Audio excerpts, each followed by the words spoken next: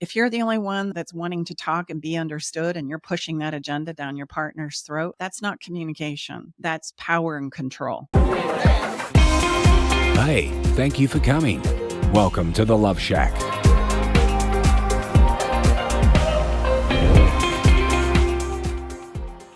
Today, we're going to be talking about the 5 common relationship mistakes that we make as human beings and how to avoid them. This topic affects all of us. Relationship mistakes and messes are inevitable. We all do them. They're going to happen.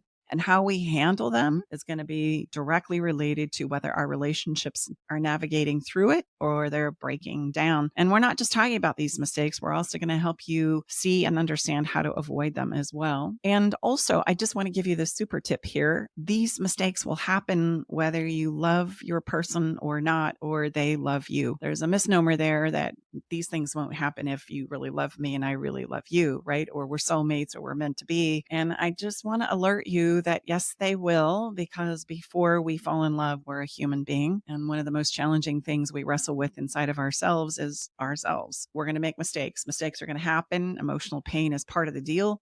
And that all plays out even though I love you so much, or my partner loves me so much. It doesn't mean that you have a sucky relationship or that you need to break up with each other if they do happen. Mm-hmm. So I was just going to say, so meaning if I switch to another person, I still may have these mistakes happen? You absolutely will have. Oh, darn. I was just getting ready to maybe think we're done now. Just kidding. Yeah. So that's just kind of part of relationships. They're very messy. This misnomer that you're going to find your special someone. And if it's truly meant to be, you're going to not have any problems. The day-to-day life is going to be smooth as glass. Well, I want you to know I love the story, but it's not reality. I was just going to say on our clarity calls, I don't know if I've ever asked someone and I've asked them, how does the story go? A person comes together, you have your special day, and how do they live? Pretty much everyone can answer, and they live how? Happily ever after. Yeah. And the tragedy in all of this, not to get off topic, but then we make up some terrible stories about ourselves and our partners because it's messy. It can be very painful and frustrating and disappointing. And so we're set up with these ideas and beliefs and perspectives that if I find my special someone and they truly love me, then it's supposed to go a certain way. And I just want you to know nothing could be further from the truth. In fact, when you fall in love and we co-create with another human being, that is the moment in time where we have the greatest risk on the table. So the reality is all my fears and insecurities are going to flash. And the more I care and want this to go well, the more they're going to come up and flash. So if anything, it gets more messy after that special day, not less messy after that special day. And look, hey, we love relationships. That's all we talk about as a family and a body of work. And we're not a gloomsday. We love great relationship. And it's not only for the chosen few. It is absolutely available for all of us, I think, as long as we understand what's required. And there are going to be some bumps in the road. That's all good. It's all part of it. Yep, that's part of being a human being. We're messy. We're mess-making machines, as we like to say over here. So let's jump into point number 1. One of the most common mistakes is an inability to emotionally regulate yourself, or do what we call in our body of work, emotional push-ups. The problem with this is when I can't emotionally regulate, I'm going to sacrifice the emotional safety that's required in order to have a productive conversation. So when the safety gets sacrificed, it's going to lead to the so common behaviors of reaction, which is typically rip your face off, attack, or get the heck out of Dodge response, shut down, not talk, get quiet. Both of these responses will sacrifice our ability to experience deep connection and navigate through the inevitable challenges and ups and downs of life. So you must learn how to do an emotional push-up to be a master at relationships. Like, this is where it's all got to begin. And we've done an episode, or maybe 2 that are coming to mind, on just this very thing, emotional safety. It's important that if you want to begin improving your emotional experiences in your relationship, this is the first mistake that we don't realize we need to focus and double down on. So is that like the John Mayer song, just say when I need to be able to say and not worried about getting my head ripped off? No, actually, now you're leading us to step number 2. Oh, okay. Once I can emotionally regulate myself, now I can start focusing on communicating effectively. As the saying goes, it's not so much what you say, but how you say it. And listen, we've all been there. We're desperately attempting to get our partners to hear and understand us. In spite of our best efforts, it turns into a fight. This is because we compete for understanding instead of realizing we can both be understood if someone will simply give first and give fast. What do I mean by that? Somebody has got to be willing to set aside their need to be understood and heard first. Not at all, but first, so that you can give the understanding and the listening to one person, and then the other person can be listened to and heard as well. Do you find that's hard when you're working with someone one-on-one or a couple one-on-one where he or she is worried that they're not going to get their say? In fact, I've watched people literally, they're like on the couch. If you're listening to this on the podcast, I'm wiggling my body on the And video. you're shaking It's our like they table. are You're shaking our shaking table. because they are doing everything they possibly can to just keep it together long enough until they get their turn. Now, are they listening in that moment? No, absolutely not. But that's where it's got to begin, right? So again, if I don't have the ability to emotionally regulate, being able to listen and get to the point or the goal of understanding is going to be sacrificed.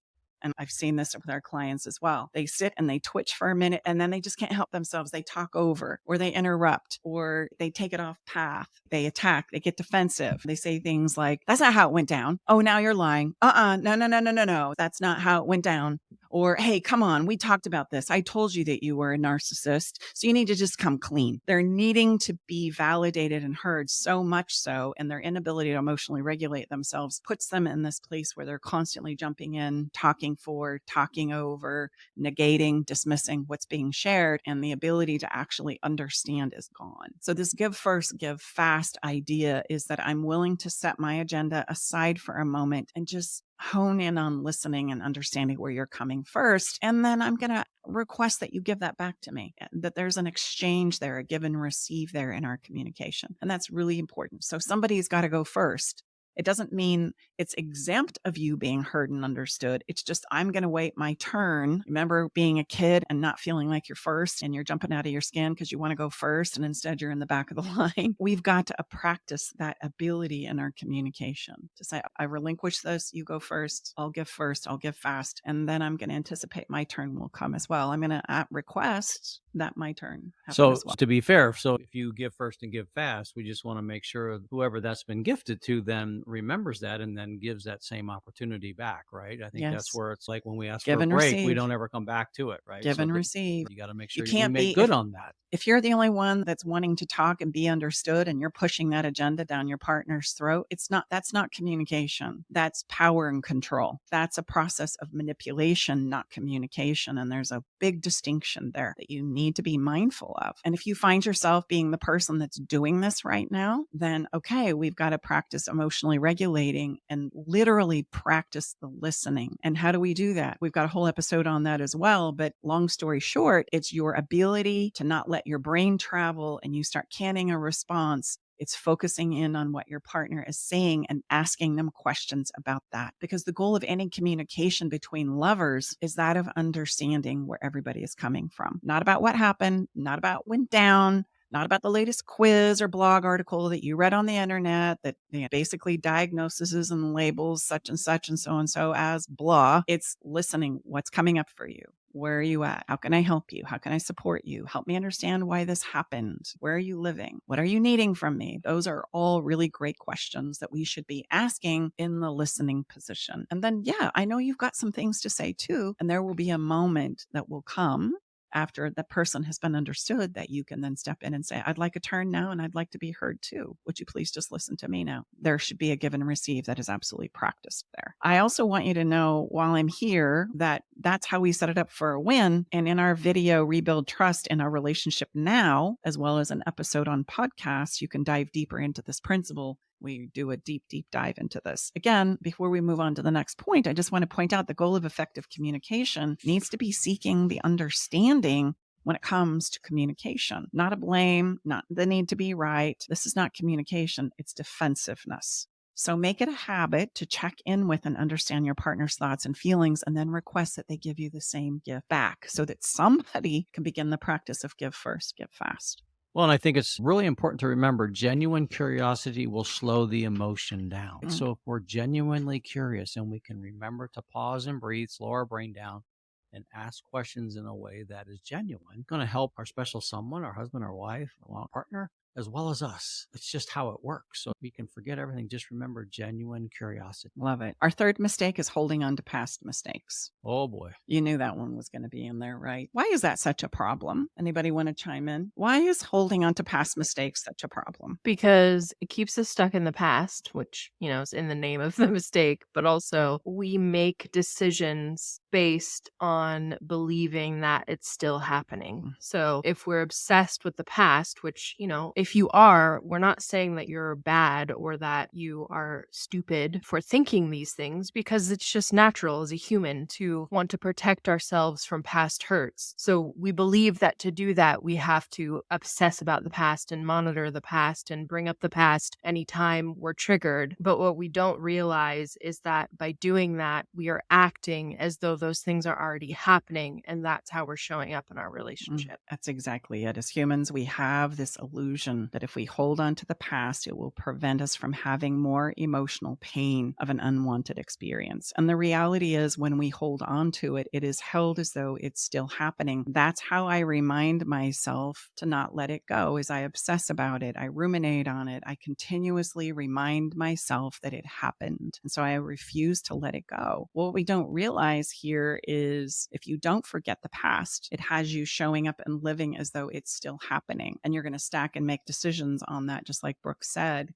that are going to absolutely undermine your relationship. And if a person might be saying, okay, so what? Isn't that good that I'm acting as if it's still happening? Because then I'm preventing it from happening again. But what exactly do you mean by you're showing up as though it's still happening? Like, how is that changing my behavior in a relationship? Because if I'm emotionally ruminating in this and feeling the pain and hurt of this thing that's happened in our past, right? Whether that's a day ago, 3 weeks ago, or 3 years ago, that emotional experience that I'm having is going to have me making decisions about what I want to say, how I want to communicate, how I want to show up, what I'm willing to do for you or not do, whether we're going to have sex or not, whether I'm going to spend time with you or not. It starts to affect all of these things that we know we need to be doing, but I don't emotionally feel like it because I'm still hurting and reminding myself of this thing from the past. So that's what I mean by you're going to show up congruent to that feeling, which means I'm going to probably push you away. I'm going to ignore you. I'm not going to care what you have to say. And I could even take it a step further and make up a whole narrative in my mind as to why I'm entitled to mistreat you, to talk down to you, to dismiss you, to manipulate you, to not consider you. And this is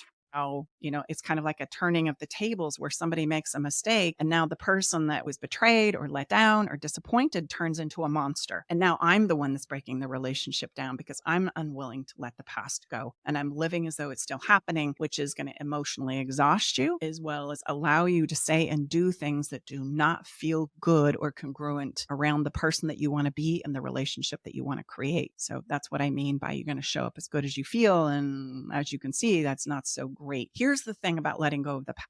I promise you that if there is a problem with something that has not been resolved after we remedy the past experiences and find a better way to go forward, I promise you, if this is still an issue emotionally or physically, behaviorally, it's going to show up in the relationship again. And my encouragement is we'll address it then and not a second before, because otherwise you're going to miss your moment of rest and repose and the opportunity to rebuild and go in a different direction. That's how we sacrifice the opportunity to move on or move forward, is we're trying to remind ourselves of what happened in the past, thinking in that illusion that it's going to prevent it from happening again. And do you think that if we let that go, do you run into people like, oh gosh, and then that's just being dismissed? Like, I'm going to use the big one, the elephant in the room, the affair, right? That's a big one, right? So if I let that go, then am I saying that was okay? I mean, is that what we hear? And is that what you hear? Yeah, that's exactly what we hear. But think about this the other side. Can you punish them enough and bring it up enough and hash it enough in order to repair your relationship? No, you can't. And so understanding it and deciding how it is that we can prevent this to the very best of our ability from happening again is a worthy conversation to have with new agreements built in so we can begin to rebuild trust. But then I've got to let it go, or otherwise I'm going to do what we just talked about. I'm going to show up and I'm now going to become the person who's not allowing us to move forward because I won't leave it alone. So there's no opportunity for us to create something different because I'm constantly stuck in the past. Now, listen, emotions are like that. There are going to be things that are going to fire off our fears and insecurities when it comes to especially affairs or any form of betrayal or distrust. We're going to go, oh my gosh, this happened again. Oh my gosh, I can see evidence of it. I better investigate. I better sort through their phone. I better reevaluate. Check the car tracker. Check the bank account. So I'm going to be hyper alert and hypersensitive. That's an emotional push up on the person who's needing to let it go. And it's okay to talk about it from a perspective of, I'm really struggling with this. I'm not going to take it out on you. I'm just letting you know where I'm at. And could I ask you for a bit of reassurance here that you love me, that you want this, that we're going in a good direction, that all is well, so that I can let it go. You can get help and support for that from your partner. You just don't get to berate them, blame them, rehash it, push them away, dismiss it, because then you're not going to be able to create what it is you say you ultimately want, which is repairing the relationship. And I think that was a very powerful distinction that you just shared. You're not dismissing it, but you can bring it up in a way that serves the whole. And again, we're not at all suggesting that you have to dismiss any of this, but there's just much more effective ways to sharing when you're struggling. And then you can learn how to leverage off your partner, and he or she can, again, you can already, talking about agreements inside the Better Love Club right now, you can have these agreements and understandings of how you can support each other, especially when you're a hot mess. Absolutely. That's incredibly powerful. We talk about this in the episode 3 Steps to Moving On from Past Mistakes in Our Relationships. I encourage you to check out that episode. But I will say this, if we were to liken physical pain into emotional pain, right? Let's say I'm struggling and something egregious happened. There was a major surgery that one of us went through, because an affair and a betrayal and distrust can feel like a major surgery. Like, whoa, holy cow. Think about how you alleviate physical pain. Some days are really, really challenging. Oh, geez. And you can't get the pain under control, but you continuously are trying different remedies in order to ease it. You loaded me up the car one day and says, we're getting out of here. And you took me up to a beer fest. I had my walker and everything. I was walking around this little beer fest with my walker when I got my knee replaced. But it was very helpful. It switched things up. Well, in addition to, elevating it and ice and conversations and massage and all the myriad of things that we were collectively leaning in on and saying, what do you need now? How can I help it? Let's try this. Let's try this. Let's try this. You need to handle emotional things like, what do you need? How do we ease this? How can I support you? Oh, here's where I'm really struggling. This is what's hurting. Okay, what do you need? Let's try this. Let's try this. Let's try this. Let's try this. That's usually what I encourage you to that's a great association, shall we say, or a metaphor about how to ease emotional pain. And again, we do a deep dive in that in episode 3 Steps to Moving Past Our Mistakes in Our Relationships. And this is something that all couples are going to have to wrestle with at some point in time for a variety of different reasons. And it's crucial to learn from the past, right? That's the part that we need to get better at so that we know what to do differently in the future. And then we implement that and we remedy that and we go forward. Don't dwell on the past, because that's what's going to harm your relationship. We must seek in earnest to accept, give, learn, and then implement what it is you've learned from the past so that we can then move forward together. It can't be, I'm moving forward or I need to punish you in order for us to move forward. That's always going to break the relationship down.